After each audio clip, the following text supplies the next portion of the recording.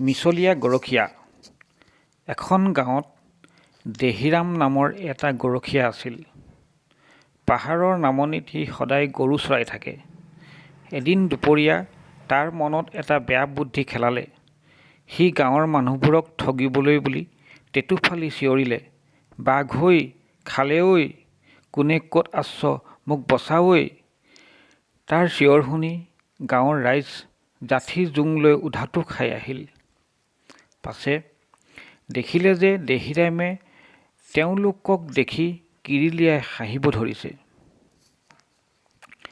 গাঁৱৰ মানুহবোৰৰ বৰ খং উঠিল।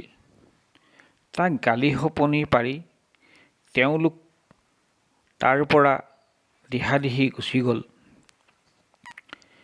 কেইদিনমানৰ পাছত দেহিৰামে আকৌ ৰাউচুৰি জুৰিলে, বাঘ ঐ, খালে ঐ, গৰু নিলে ঐ।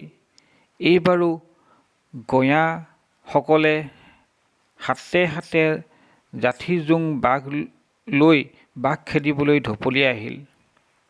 দুষ্ট গৰখীয়াই এইবাৰো হাত চাপৰি বজাই নাচি দেখুৱালে। মানুহবোৰে এইবাৰ তাক খং ৰাগ কৰি গুচি গ'ল।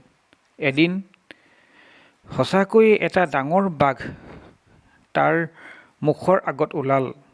সি বাঘ ঐ, খালে ঐ বুলি চিঞৰি তাল-ফাল লগালে। কিন্তু এইবাৰ গৰখীয়াক বচাবলৈ গাঁৱৰ কোনো মানুহ ওলাই নাহিল। সকলোৱে ভাবিলে দেহিৰামে এইবাৰো এনেয়ে চিঞৰিছে।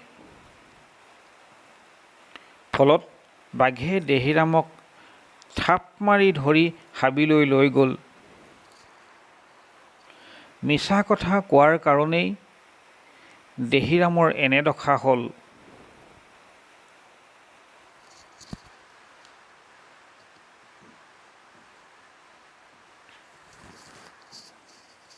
আপোনালোকে এই সাধুটোৰ পৰা কি নীতি শিক্ষা পালে কমেণ্ট কৰি জনাবচোন, আৰু লগতে এই চেনেলটো ছাবস্ক্ৰাইব কৰি দিব। ধন্যবাদ।